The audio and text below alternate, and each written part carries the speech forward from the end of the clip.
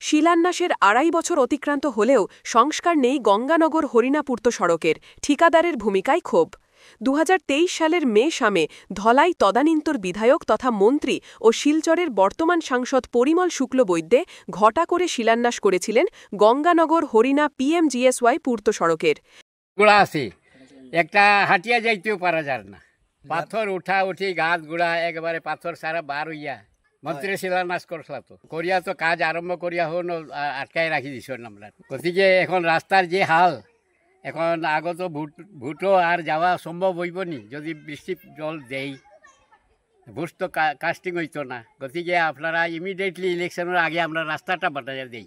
শিলান্যাসের আর প্রায় ২.৫ বছর অতিক্রান্ত হলেও সড়কের সংস্কার কাজ সম্পূর্ণ করেননি কাজের দায়িত্বপ্রাপ্ত ঠিকাদার, আর এতে ঠিকাদারের ভূমিকায় চরম ক্ষোভ প্রকাশ করেন এলাকার ভক্তভোগী জনসাধারণ।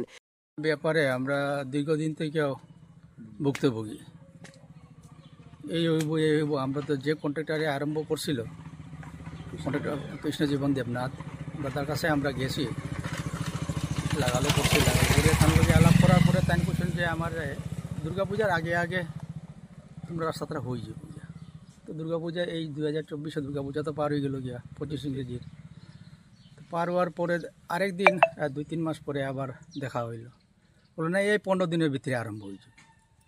এইভাবে আমরা তাই কয়, আমরা তো তার উপরে একটা আস্থা করিয়ে আমরা আসি, কিন্তু দিন দিন দেখি আর এখন শুকনোর দিন আইলো, এখন তো রাস্তা হইতো এবং আগামী 26-এ আমরা আবার নতুন নির্বাচন আমরা নিয়াদার কাছে নিশ্চয়ই আমরা পড়ছি না বোধহয়। আমরা এই ব্যাপারে আমি আমার জানার মতো নিয়াদারে আমরা কিছু কইছি না, কিন্তু আশা করি তান এই রাস্তার উপরে একটু দৃষ্টি আকর্ষণ করবা। শনিবার সংবাদ মাধ্যমের কাছে বিষয়টি তুলে ধরে অবিলম্বে রাস্তার সংস্কার সম্পূর্ণ করার জন্য পূর্ত বিভাগ সহ সাংসদ পরিমল শুক্লবৈদ্য ও ধরাইর বিধায়ক নিহার রঞ্জন দাসের হস্তক্ষেপ কামনা করেন নাগরিকরা।